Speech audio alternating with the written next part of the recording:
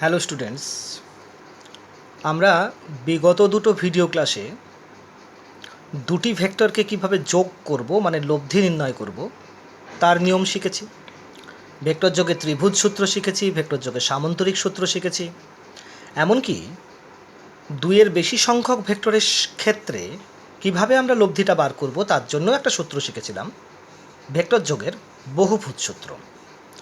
আজকে আমরা একটা ভেক্টরকে কিভাবে দুটো অংশে মানে দুটো ভেক্টরে বিভাজন করব বা বিশ্লেষণ করব সেইটা শিখব। শেখার আগে তোমাদের সঙ্গে তোমাদের জানা একটা বিষয় নিয়ে আলোচনা করে নিই। মনে করো তোমাকে কেউ বলল যে 7 এই সংখ্যাটাকে দুভাগে ভাগ করো, তুমি কি তৎক্ষণাৎ উত্তর দেবে? দেবে না নিশ্চয়ই, কারণ তুমি এটা জানো যে 7কে দুভাগে ভাঙলে 6+1 হতে পারে, 7কে দুভাগে ভাঙলে 5+2 হতে পারে, 7কে দুভাগে ভাঙলে 4.5 যুক্ত 2.5 এরকম হতে পারে। মোট কথা 7কে দুটো সংখ্যায় বিভাজিত করা মানে অজস্র উত্তর আসতে পারে। এখন এই অজস্র উত্তরের মধ্যে থেকে তুমি থমকে গেছিলে কেন? আমি যখন বললাম যে 7কে দুভাগে ভাগ করো, তুমি উত্তর দিচ্ছিলে না কেন? দিচ্ছিলে না এই কারণে, কারণ তুমি একটা কন্ডিশন চাইছিলে, একটা শর্ত চাইছিলে।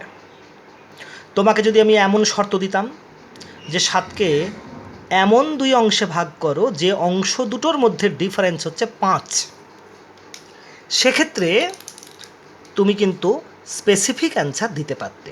উত্তরটা কি হতো না, তো 7-এর সেই অংশ দুটো হতো একটা 6 আর একটা 1, কারণ আমি বলেছি দুটো অংশের মধ্যে ডিফারেন্স 5, 6 আর 1-এর মধ্যে ডিফারেন্স 5, এটাই অ্যান্সার হতো। বেশ, ঠিক তেমনিভাবে আমাকে যদি কেউ বলে যে একটা ভেক্টরকে দুটো ভাগে ভাঙো, আমাকে বলেছে যে এই আর ভেক্টরটাকে দুটো অংশে ভাঙো, তো ভেক্টরকে ভাঙছি মানে অংশগুলোও তো ভেক্টরই হবে। তাহলে আমি কি উত্তর দেব? আমি আবারও সেই থমকে দাঁড়াবো, কারণ আমি একটা কন্ডিশন চাইছি যে আরকে দুভাগে ভাঙবো, কিভাবে ভাঙবো। ভেক্টরের ক্ষেত্রে ভেক্টরের যেহেতু মান আছে, দিক আছে, তাই আমি আশা করব এক্ষেত্রে যে দুটো অংশে আমি ভাঙবো, দুটো ভেক্টরে ভাঙবো, তাদের দিক আমাকে বলে দিতে হবে। তার মানে হলো যে একটা ভেক্টরকে দুটো অংশে ভাঙা যাবে যদি এটা দেয়া থাকে, কোনটা না, তো এটা বলা থাকে যে ওই ভেক্টর দুটো যেটা আমি পাবো সেই দুটো অমুক অমুক দিকে ক্রিয়াশীল, তাহলে আমি উত্তর করতে পারবো। বেশ, তাহলে এসো আমরা দেখি। এই আমার আর ভেক্টর, এই হচ্ছে আমার আর ভেক্টর, এটা আমার আর ভেক্টর। আমি নাম দিলাম ও সি, এই নামটা দিলাম ও সি ভেক্টর মানে আর ভেক্টর। আমাকে বলেছে যে এই আর ভেক্টরটাকে দুটো অংশে ভাঙো, আমি শর্ত চাইছিলাম, শর্ত আমাকে দিয়েছে। মনে করা যাক আমাকে বলে দেওয়া আছে যে আর ভেক্টরকে যে দুটো অংশে ভাঙবো তার একটা হবে আর এর সঙ্গে আলফা কোণ করে আছে এমন কোনো ডিরেকশন বরাবর, আর এর সঙ্গে আলফা কোণ করে আছে এমন কোনো ডিরেকশন বরাবর। আর একটা হচ্ছে আর এর সঙ্গে বিটা কোণ করে আছে এমন কোনো ডিরেকশন বরাবর, আর এর সঙ্গে বিটা কোণ করে আছে এমন কোনো ডিরেকশন বরাবর। আমাকে বলছে যে ওসি ভেক্টর মানে আর ভেক্টর তাকে দুটো অংশে ভাঙো, সেই অংশ দুটো মানে ভেক্টর দুটো যে দুটো উত্তর আমি পাবো সেটা কোন দিক বরাবর হবে? একটা হবে আর এর সঙ্গে আলফা অ্যাঙ্গেলে, একটা হবে আর এর সঙ্গে বিটা অ্যাঙ্গেলে, যে দুটো ডিরেকশন বললাম সেই দুটো ডিরেকশন বরাবর। তাহলে আমি রেজাল্ট বের করতে পারবো। কি করে বের করব সেটা দেখো। আমার যে ভেক্টরটা দেয়া ছিল আর ভেক্টর, তার যে অন্তিম বিন্দু সি, সেই সি বিন্দু দিয়ে আমি দুটো প্যারালাল লাইন টানছি, দুটো প্যারালাল লাইন টানবো। কীরকম? একটা হচ্ছে না, তো ওই যেটা আলফা অ্যাঙ্গেলে যে ডিরেকশনটা ছিল তার সঙ্গে প্যারালাল করে, আর একটা হচ্ছে বিটা অ্যাঙ্গেলে যে ডিরেকশনটা ছিল তার সঙ্গে প্যারালাল করে। টানি তাহলে সি বিন্দু দিয়ে আমি দুটো লাইন টানছি, একটা হচ্ছে বিটা কোণে যে ডিরেকশন তার সঙ্গে প্যারালাল করে, আর একটা হচ্ছে আলফা অ্যাঙ্গেলে যে ডিরেকশনটা ছিল তার সঙ্গে প্যারালাল করে টানি তাহলে এই টেনে দিলাম, প্যারালাল লাইন দুটো টেনে দিলাম। এবার আমরা দেখি প্যারালাল লাইন দুটো আমার ওই আগে যে ডিরেকশন দুটো দেওয়া ছিল তাদেরকে কোথায় কোথায় ছেদ করলো। না তো আমি দেখলাম আলফা কোণে যে ডিরেকশনটা ছিল সেই ডিরেকশনকে সে মনে করা যাক এটা এ বিন্দুতে ছেদ করলো, আচ্ছা এটা তো সি ছিল, বেশ, আর একটা বি বিন্দুতে ছেদ করলো, আর একটা যেটা আমি আলফা কোণে যে ডিরেকশন ছিল তার প্যারালাল করে যেটা টেনেছিলাম সেইটা আমার বিটা ডিরেকশন, যেটা বিটা অ্যাঙ্গেলের নত যে ডিরেকশন তাকে বি বিন্দুতে ছেদ করেছে। আমি কিন্তু এবার উত্তর বলে দেব যে আর মানে এই ওসি ভেক্টর, আর মানে তো ওসি ভেক্টর, তাকে আমাকে বলেছিল যে দুটো অংশে ভাঙো। আমি কিন্তু এবার বলবো যে উত্তর আমি পেয়ে গেছি। কী পেয়েছেন? আমি বললাম একটা হবে ওএ ভেক্টর, এই যে ওএ ভেক্টর এইটা হবে একটা ভেক্টর, ও থেকে এ পর্যন্ত ওএ যার মান আর ও থেকে এর দিকে যার ডিরেকশন। আর একটা হবে আমার ও বি ভেক্টর, ও থেকে বি এইটুকু মান। তাহলে ওসি আমি বললাম যে একটা পাবো ও এ আর একটা পাবো ও বি। কী করে আপনি কনফার্ম হলেন যে এই দুটোই উত্তর হবে? আমি উল্টো দিক থেকে ভাবি, আমি যদি প্রমাণ করে দিতে পারি যে ও এ আর ও বি যোগ করলে ওসি হবে তাহলে আমি কনফার্ম। হ্যাঁ দেখো, যেহেতু আমি এই সি বিন্দু দিয়ে দুটো প্যারালাল লাইন টেনেছিলাম, কাজে আমি এখন বলতেই পারি যে ও এ সি বি একটা সামান্তরিক, কারণ বিপরীত বাহুগুলো সমান্তরাল, এটা সামান্তরিক, তাই তো? বেশ, তো ও এ সি বি যদি সামান্তরিক হয় তাহলে ও এ আর ও বি ওই সামান্তরিকের দুটো সন্নিহিত বাহু, রাইট? আমি এই অংশটুকু এবার মুছে ফেলছি, এই অংশটুকু আমার আর প্রয়োজন নেই, এটুকুর কোনো প্রয়োজন আমার নেই। বেশ, আমি বললাম ওসি ভেক্টরকে দুটো অংশে ভাঙলে উত্তর বেরোবে, তার মানে একটা ওএ ভেক্টর একটা ওবি ভেক্টর। কীভাবে প্রমাণ করলাম যে সত্যি এটা বেরোবে?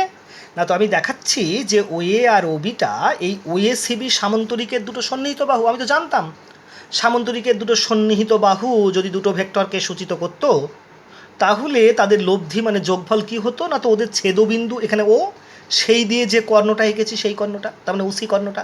তাহলে আমি উল্টো দিক থেকে প্রমাণ করলাম যে ওএ প্লাস ওবি সমান ওসি হবে, তার মানে ওসিকে ভাঙলে এই দুটো অংশই আমি পাবো। বেশ, এখন ওসি ভেক্টরকে আমি কি বলেছিলাম?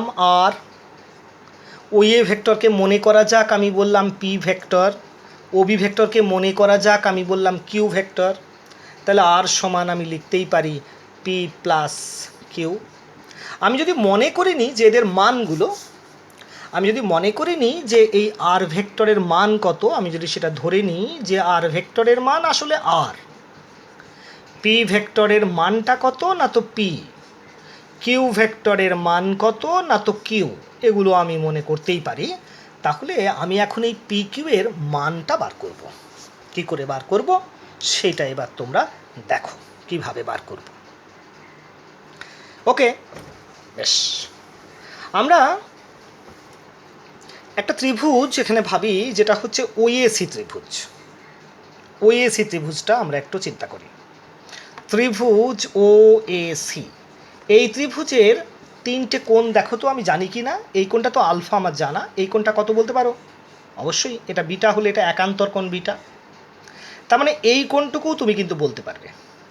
তিনটে কোণের সাম যেহেতু 180 ডিগ্রি, তাহলে এই কোণটার মান আমি এইভাবে অ্যারো দিয়ে এখানে লিখলাম যে এই কোণটার মান হবে 180 ডিগ্রি মাইনাস ওই দুটো কোণের যোগফল মানে alpha plus beta. 180 degree minus alpha plus beta হবে। আমি গতদিনকে তোমাদের ত্রিকোণোমেট্রির একটা ল শিখিয়েছিলাম, ত্রিভুজের ধর্ম, প্রপার্টি অফ ট্রায়াঙ্গেল, ম্যাথামেটিক্সে তোমরা শিখে যাবে। সেটা কি বলেছিলাম মনে আছে? এরকম বলেছিলাম ফর্মুলাটা, A by sine A is equal to B by sine B is equal to C by sine C. কোনটা কি না, তো কোনো একটা ত্রিভুজের একটা বাহুর দৈর্ঘ্য যদি এ হয় আর তার উল্টো দিকের কোণটা যদি ক্যাপিটাল এ হয়, একটা বাহু যদি বি হয় উল্টো দিকের কোণ যদি ক্যাপিটাল বি হয়, একটা বাহুর দৈর্ঘ্য যদি সি হয় উল্টো দিকের কোণটা যদি ক্যাপিটাল সি হয়, তাহলে এই ফর্মুলাটা অ্যাপ্লিকেবল হয়। তো আমার এখানে যে ত্রিভুজটা আমি নিয়ে আলোচনা করছি ওএসি, সেই ত্রিভুজে এই ফর্মুলাটা আমি পুট করার চেষ্টা করি। কীরকমভাবে করব দেখো, A by sine A B by সমান বি বাই সাইন বি সমান সি বাই সাইন সি, এই ফর্মুলা আমি যদি পুট করতে যাই, তাহলে আমার ও এর মান তো পি দেওয়া আছে, ও বির মান কত কিউ, তার সঙ্গে সামন্তরিকের বিপরীত বাহু বলে এই ও সিটার মানও কত হবে, কিউই হবে, মান ধরলে কিউই হবে, তাই তো। আর ও সিটা তো আর আছে, আর এটা এসিটা কিউ হয়েছে।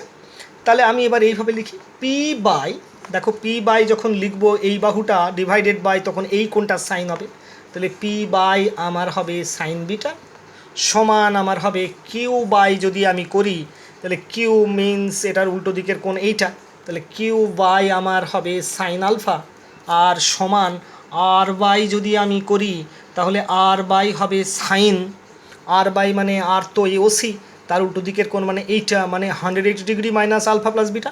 লিখছি sine 180 degree, sine 180 degree minus alpha plus beta. ত্রিকোণমিতিতে শিখেছো তোমরা, সাইন 180 ডিগ্রি মাইনাস থিটা সমান কী হয়, সমান সাইন থিটা হয়। আমি এই লাইনেই লিখলাম মুছে, তার মানে sine 180 degree minus alpha plus beta না লিখে আমি অনায়াসে সাইন আলফা প্লাস বিটা লিখতে পারি। তাহলে এই ফর্মুলা থেকে তো আমি পি কিউবের মান পেয়ে যাবো দেখছি। কীরকম পাচ্ছি, অতএব পি সমান আমি যেটা পাচ্ছি সেটা হচ্ছে দেখে নাও, R sine beta divided by sine alpha plus beta, এটা পেলাম পির মান। আর কিউয়ের মান আমি কি পাবো সেটাও লিখি, কিউ ইজ ইকুয়াল টু আমি পাবো R sine alpha divided by sine alpha plus beta, এই দুটো মান আমি পেয়ে গেলাম। তাহলে আমি যা চাইছিলাম আজকে যে একটা ভেক্টরকে দুটো অংশে ভাঙবো, আর ভেক্টরকে আমি দুটো অংশে ভাঙলাম, মানে দুটো ভেক্টরে বিভাজিত করলাম। এই যে বিভাজিত করে যাদেরকে পেলাম তাদেরকে আমরা একটা নাম দিই। আমি তো লিখেইছি ভেক্টরের বিভাজন বা বিশ্লেষণ, তাই এদেরকে অনেকে বলে এই বিশ্লেষিত অংশ, এক টার্মটা আমি ব্যবহার করতে পারি, বিশ্লেষিত অংশ, বা অনেকে বিশ্লেষিত অংশ এরকম একটা টার্ম আমি ব্যবহার করতে পারি। ইংরেজি করলে রিজলভড পার্ট হয়, রিজলভ করে যেটা পেয়েছি সেই রিজলভড পার্ট। আর খুব সংক্ষেপে অনেকে আমরা বলি এটাকে উপাংশ, এই টার্মটা ব্যবহার করি, উপাংশ। তাহলে একটা ভেক্টরকে আমরা কি বলবো, দুটো উপাংশে বিভাজিত করলাম। আর ভেক্টরকে আর ভেক্টরের সঙ্গে দুটো ডিরেকশান, একটা হচ্ছে আর এর সঙ্গে আলফা অ্যাঙ্গেলে, একটা আর এর সঙ্গে বিটা অ্যাঙ্গেলে, এই দুটো ডিরেকশান বরাবর আর ভেক্টরকে যখন আমি বিভাজিত করলাম, যে দুটো উপাংশ পেলাম তাদের মান কি হলো, পি সমান R sine beta by sine alpha plus beta, Q সমান হলো R sine alpha by sine alpha plus beta. Okay, অনেক সময় আমাদেরকে বলা হয় যে এই আর ভেক্টরকে আপনি এমন দুটো ডিরেকশনে ভাঙুন যে দুটো ডিরেকশন আবার পরস্পর পারপেন্ডিকুলার। মানে আমি কি করেছিলাম আগের বার, আর এর সঙ্গে আলফা অ্যাঙ্গেলে নত একটা ডিরেকশন নিয়েছিলাম না, আর একটা নিয়েছিলাম আর এর সঙ্গে বিটা অ্যাঙ্গেল এ নত ডিরেকশন। এবারে বলে দিচ্ছে যে ওই ডাইরেকশন দুটো পারপেন্ডিকুলার, পরস্পর পারপেন্ডিকুলার। তার মানে একটা যদি আলফা হয় আর একটা 90 মাইনাস আলফা, এটার সঙ্গে পারপেন্ডিকুলার করেই আমি আঁকি, ড্র করি, পারপেন্ডিকুলার করে ড্র করলাম। আমাকে বলছে যে এই যে ওসি ভেক্টর যার মান ছিল আর, তাকে আপনি বিভাজিত করুন। আমি বললাম কোন দিকে করব, আমাকে বলা হলো যে এমন দুটো দিকে করুন যে দুটো দিক পরস্পর লম্ব। আমি নিয়েছি একটা আর এর সঙ্গে আলফা কোণে নত দিক, স্বাভাবিকভাবে অপর দিকটা আর এর সঙ্গে 90 মাইনাস আলফা কোণে নত থাকবে। সেই একইভাবে করব আমি, এই যে আর ভেক্টরের অন্তিম বিন্দু সি দিয়ে দুটো প্যারালাল লাইন, ওই দুটো ডিরেকশনের সঙ্গে প্যারালাল করে লাইন টানবো। লাইন যদি টেনে দিতাম তুমি বুঝতেই পারছো তারা কেমন হতো। এবারে তারা ওই ডাইরেকশন দুটোকে যেখানে ছেদ করতো, একটা এতে একটা বিতে ছেদ করে আমি এবার, হ্যাঁ এবারে কি পেতাম বলো তো, অ্যাকচুয়ালি এবারে একটা আয়তক্ষেত্র পেয়ে যেতাম, তাই না?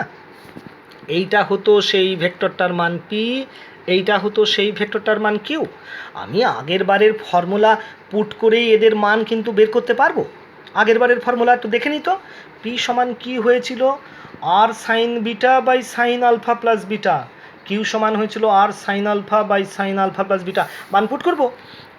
পি সমান এক্ষেত্রে কি পাবো দেখো, পি সমান এক্ষেত্রে আমি পাবো, আমার ফর্মুলা ছিল আর, ভালো করে খেয়াল করো, সাইন বিটা মানে কোন অ্যাঙ্গেলটা ছিল, বিটা মিন্স এই অ্যাঙ্গেলটা ছিল, তার মানে বিটার জায়গায় আমাকে এখানে রিপ্লেস করতে হবে কি দিয়ে, 90 মাইনাস আলফা দিয়ে। তো সাইন 90 মাইনাস আলফা সমান কী হবে, কস আলফা। তাহলে এটা হবে আর কস আলফা। আর তলায় কি ছিল, সাইন আলফা প্লাস বিটা, মানে হচ্ছে এই আলফা আর এটা তখন বিটা ধরেছিলাম, যেটা এখন 90 মাইনাস আলফা, তার মানে কোন দুটোর সাম কত, 90। তাহলে তলায় সাইন 90 মানে 1, তাহলে পির মানটা তার মানে এবারে দাঁড়াবে আর কস আলফা, জাস্ট আর কস আলফা।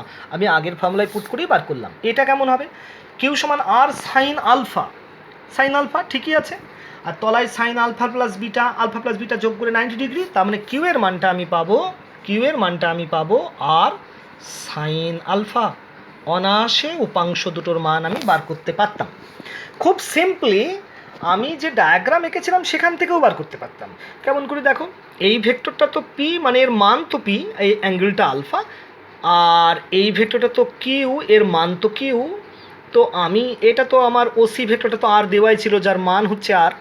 তো কি, এই যে ও এ সি, এই যে ত্রিভুজটা না, এই যে ত্রিভুজটা দেখছো তোমরা, এই ত্রিভুজে সিম্পল যদি আমি কস আলফা নিই তাহলে কী বেরোতো, ত্রিভুজে কস আলফা, এই অ্যাঙ্গেলটা যদি আমি কোসাইন নিতাম, কস মানে ভূমি বাই অতিভুজ, এটা তো পারপেন্ডিকুলার লম্ব, তাহলে এটা ভূমি মিন্স পি বাই অতিভুজ মিন্স ওসি মিন্স আর।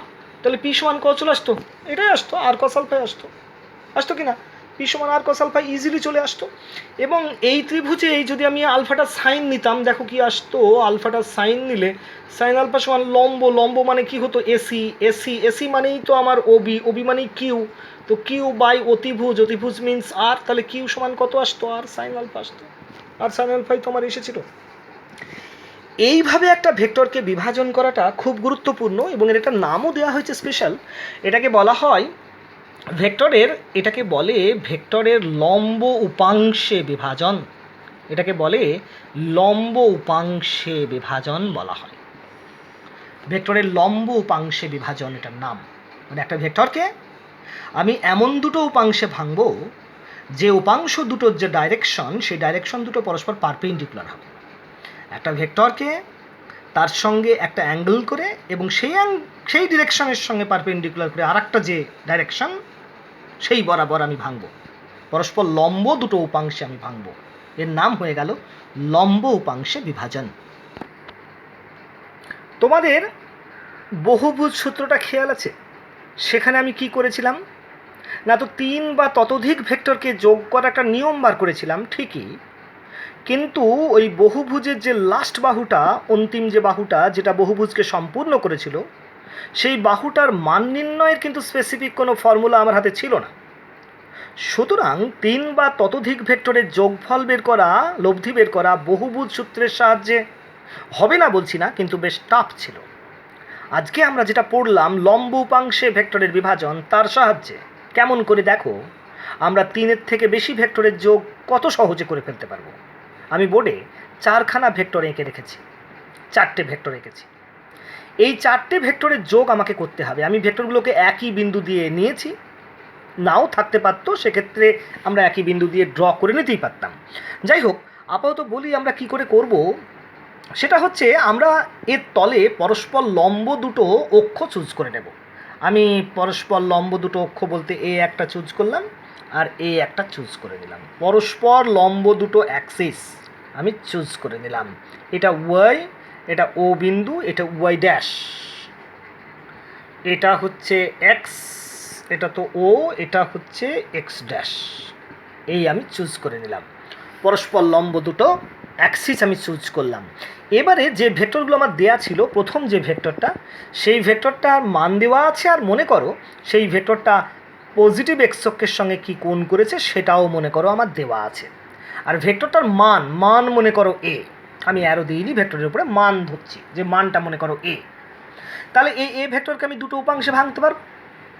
পজিটিভ এক্স অ্যাক্সিসের দিকে এর উপাংশ কত হবে না, তো এ কস আলফা হবে, আর পজিটিভ ওয়াই অক্ষের দিকে এর উপাংশটা হবে এ সাইন আলফা।